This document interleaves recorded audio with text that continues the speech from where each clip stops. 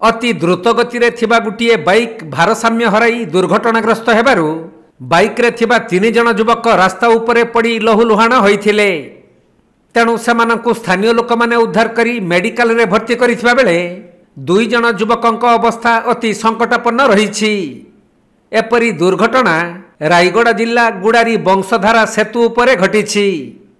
मिलिथिबा सूचना अनुसार उर्लकणा ग्रामर मंटू शबर, कपिला शबर एवं राउतगुड़ार उपेन्द्र शबर एही 3 जण युवक कौनसी कामरे गुड़ारी आसीथिले। आउ संध्या समय रे गुड़ारी मुख्य रास्ता देई निज उर्लकणा ग्राम को फेरुथबा बेले बाइक चलाउथबा युवक उपेन्द्र गाड़ी उपरु नियंत्रण हराइथिले। तेणु बाइकटी भारसाम्य हराई दुर्घटनाग्रस्त होइथिला।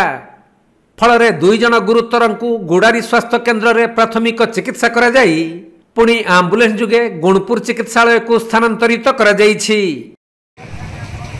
उर्लकणा जिबा आसे बोली इटा काटा कुछ रायगड़ारू प्रफुल्ल कुमार बेहरा रिपोर्ट, कोणार्क लाइव।